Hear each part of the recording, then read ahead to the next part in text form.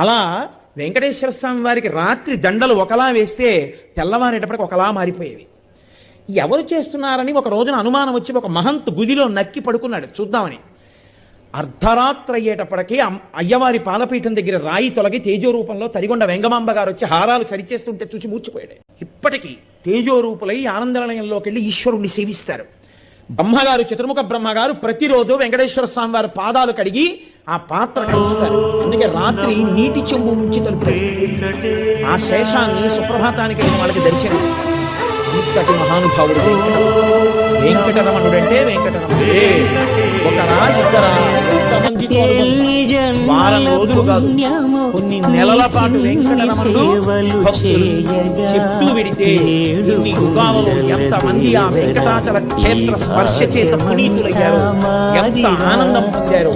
ఇప్పటికీ నేను మీకు ఒక యథార్థం